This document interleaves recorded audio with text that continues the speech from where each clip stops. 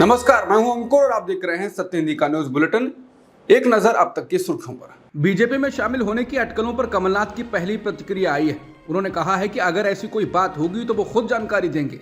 हालांकि उन्होंने इनकार नहीं किया है, जिससे कमलनाथ का बीजेपी में जाना तय माना जा रहा है। कमलनाथ छिंदवाड़ा में अपना कार्यक्रम बीच में छोड़कर ही दिल्ली पहुंचे हैं। सूत्रों के मुताबिक 19 फरवरी को कमलनाथ और छिंदवाड़ा से उनके सांसद बेटे नकुलनाथ भी बीजेपी में शामिल हो सकते हैं। सूत्रों के मुताबिक समर्थकों ने यहां तक दावा किया है कि कमलनाथ के साथ 10 से 12 विधायक भी कांग्रेस छोड़ सकते हैं। लोकसभा चुनाव से पहले इसे कांग्रेस के लिए बड़े झटके के तौर पर देखा जा रहा है। मध्य प्रदेश के पूर्व मुख्यमंत्री और लंबे समय तक कांग्रेस के कद्दावर नेता रहे कमलनाथ किसी भी समय बीजेपी में शामिल हो सकते हैं। ये चर्चा इस वक्त पूरे मध्य प्रदेश में बहुत तेजी से फैल रही है। कमलनाथ के बीजेपी में शामिल होने की खबरों का खंडन भी कमलनाथ द्वारा नहीं किया जा रहा है। ऊपर से कमलनाथ और उनके सांसद बेटे नकुलनाथ के सोशल अकाउंट जैसे एक्स, फेसबुक आदि से कांग्रेस का नामो निशान भी दिखाई नहीं दे रहा है। कमलनाथ के सोशल अकाउंट पर पूर्व मुख्यमंत्री और नकुलनाथ के सोशल अकाउंट पर सांसद छिंदवाड़ा ही लिखा हुआ दिख रहा है। इन सब कारणों से ये चर्चा जंगल में आग की तरह फैल रही है कि कमलनाथ किसी भी वक्त बीजेपी में शामिल हो सकते हैं। पूर्व मुख्यमंत्री कमलनाथ के कांग्रेस में जाने की अटकलें और उनके सांसद बेटे नकुलनाथ के सोशल मीडिया बायो को चेंज करने की खबरों के बाद एक और नेता ने अपना सोशल मीडिया अकाउंट चेंज किया है। ये नेता हैं सज्जन सिंह वर्मा। सज्जन सिंह वर्मा कांग्रेस के कद्दावर नेता हैं और पूर्व कैबिनेट मंत्री भी हैं। सबसे अहम बात यह है कि सज्जन सिंह वर्मा मूल रूप से कमलनाथ के कट्टर समर्थक हैं। देवास से आने वाले सज्जन सिंह वर्मा ने भी शनिवार की दोपहर अपना फेसबुक, एक्स आदि सोशल मीडिया अकाउंट से कांग्रेस का नाम और चिन्ह हटा दिया है। सज्जन सिंह वर्मा के सोशल मीडिया अकाउंट पर पूर्व में कांग्रेस का नाम और चिन्ह मौजूद था, लेकिन अब उन्होंने अपना सोशल मीडिया अकाउंट पर से कांग्रेस का नाम और चिन्ह दोनों हटा दिए हैं। क्योंकि सज्जन सिंह वर्मा मूल रूप से कमलनाथ के सबसे करीबी और सबसे कट्टर समर्थक माने जाते हैं, तो ऐसे कयास लगाए जा रहे हैं कि सज्जन सिंह वर्मा भी कमलनाथ और नकुलनाथ के साथ कांग्रेस छोड़ देंगे। मध्य प्रदेश बीजेपी प्रवक्ता और कमलनाथ के पूर्व मीडिया सलाहकार नरेंद्र सलूजा ने कमलनाथ नकुलनाथ की फोटो एक्स पर पोस्ट करते हुए जय श्री राम लिखा है, जिसके बाद अटकलों का बाजार और गर्म हो गया है। कमलनाथ के बीजेपी में शामिल होने की खबरों को लेकर दिग्विजय सिंह ने साफ इनकार किया है और इन अटकलों और खबरों के फैलने के लिए मीडिया को जिम्मेदार बताकर अपना गुस्सा भी निकाला है। दिग्विजय सिंह का कहना है कि कमलनाथ कहीं नहीं जा रहे हैं, वो कांग्रेस में ही रहेंगे। वो इस समय छिंदवाड़ा में हैं और बीती देर रात तक उनकी फोन पर कमलनाथ से विस्तार से चर्चा हुई थी और वे बीजेपी में शामिल नहीं हो रहे हैं। राहुल गांधी की भारत जोड़ो न्याय यात्रा उत्तर प्रदेश के वाराणसी पहुंच गई है। यूपी में इस यात्रा का ये दूसरा दिन है। समाजवादी पार्टी प्रमुख अखिलेश यादव भी इसमें हिस्सा लेंगे और रायबरेली में इस यात्रा में शामिल होंगे। वाराणसी में राहुल गांधी ने कहा कि देश में आज दो सबसे बड़े मुद्दे हैं, बेरोजगारी और महंगाई।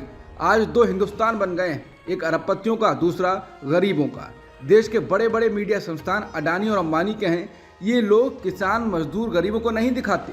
24 घंटा केवल नरेंद्र मोदी को मीडिया पे दिखाते हैं।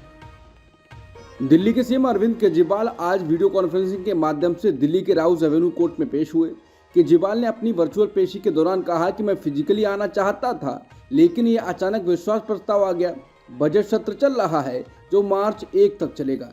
इसके बाद कोई भी तारीख दी जा सकती है, जिस पर कोर्ट ने अरविंद केजरीवाल की पेशी के लिए 16 मार्च की तारीख तय कर दी। ईडी के सूत्रों के अनुसार आज की सुनवाई से दिल्ली सीएम केजरीवाल को जारी समन पर कोई असर नहीं पड़ेगा। ईडी ने उन्हें 19 तारीख को पेश होने के लिए कहा है। इस बीच अगर ईडी अरविंद केजरीवाल के खिलाफ कोई सख्त कार्रवाई करने का फैसला करती है तो ऐसा करना उनके अधिकार क्षेत्र में है।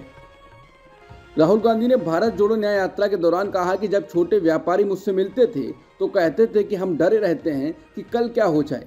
पूरी यात्रा में मैंने नफरत कहीं नहीं देखी। बीजेपी के लोग आते थे, आरएसएस के लोग आते थे यात्रा में, वो जैसे ही यात्रा में आते थे प्यार से बोलते थे।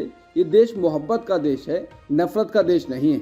ये तभी मजबूत होता है जब हम एक साथ मिलकर काम करते हैं।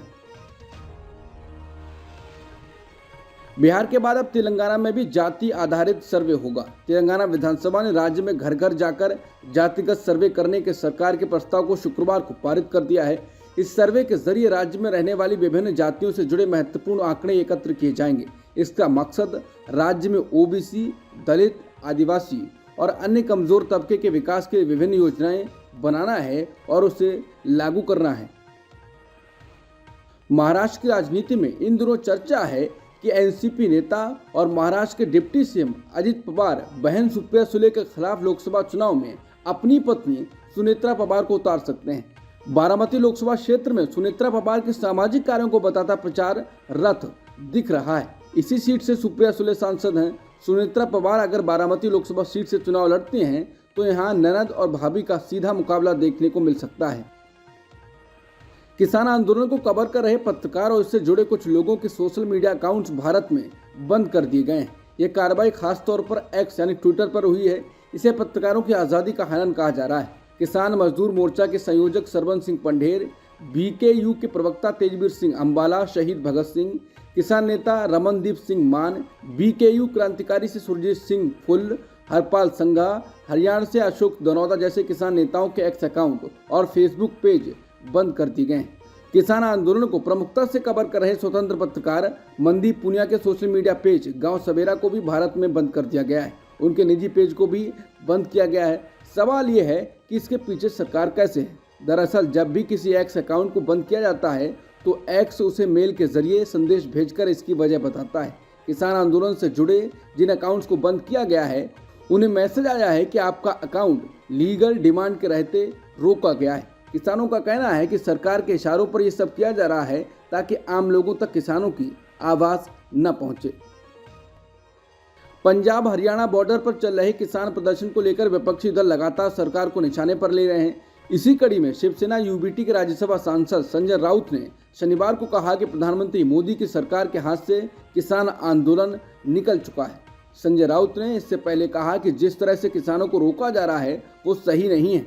अभी तक 100 से ज़्यादा किसान घायल हुए हैं जबकि कई सारे गिरफ्तार किए गए हैं। उन्होंने कहा कि किसानों के लिए बड़ी जेलें बनाई गई हैं। जहां किसानों को भारत में दबाया जा रहा है तो वहीं पीएम मोदी विदेश में घूम रहे हैं। अमित शाह ने भी एक शब्द नहीं कहा है। कृषि मंत्री भी कुछ नहीं बोल रहे हैं।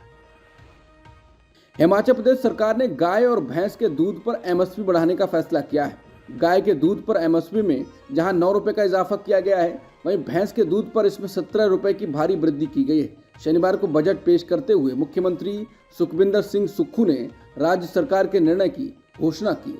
अब तक राज्य सरकार गाय के दूध पर 36 रुपए एमएसपी देती थी जबकि भैंस के दूध पर ये 38 रुपए होता था।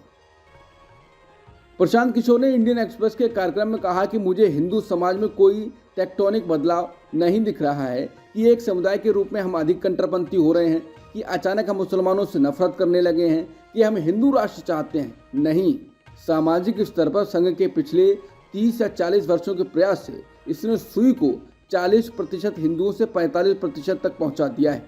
उन्होंने कहा कि हम जितना सोचते हैं उससे कहीं अधिक प्रयास और समय लगता है। उनका कहना है कि जिस क्षण ये 55% को पार कर जाए तब आपको सनातन धर्म, हिंदू राष्ट्र और सभी के आह्वान पर ध्यान देना शुरू कर देना चाहिए।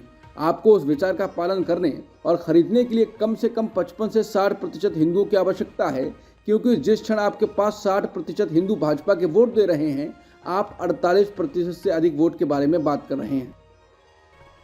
उत्तर प्रदेश में पुलिस कांस्टेबलों की भर्ती के 17 से 18 फरवरी को परीक्षा हो रही है। इस परीक्षा के जरिए कांस्टेबलों की 67 से 68 हजार पदों पर भर्तियां होंगी। इसके लिए 48 लाख परीक्षार्थी हिस्सा ले रहे हैं। पूरे राज्य में अलग अलग सेंटरों पर परीक्षा हो रही है। राज्य के बाहर के भी लोग 6 लाख परीक्षार्थी इसमें हिस्सा ले रहे हैं। भारत और अमेरिका ने लाल सागर में जहाज़ों की बेरोक टोक आवाजाही सुनिश्चित करने के सवाल पर बातचीत की है। भारत के विदेश मंत्री एस जयशंकर और अमेरिकी विदेश मंत्री एंटनी ब्लिंकन ने जर्मनी में म्यूनिख सिक्योरिटी कॉन्फ्रेंस के इतर लाल सागर में जहाज़ों की सुरक्षित यात्रा पर चर्चा की।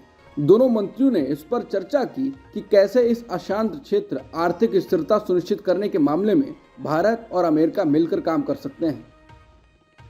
रूस के राष्ट्रपति व्लादिमीर पुतिन के आलोचक एलेक्सी नवेल्नी की मौत पर अमेरिका के राष्ट्रपति जो बाइडेन की पहली प्रतिक्रिया आई है। उन्होंने इसके लिए पुतिन को जिम्मेदार ठहराया है। अमेरिकी राष्ट्रपति ने शुक्रवार को कहा कि पुतिन के आलोचक और विपक्षी नेता एलेक्सी नवेल्नी की मौत ने उन्हें चौंकाया नहीं बल्कि उनके अंदर गुस्सा भर दिया है।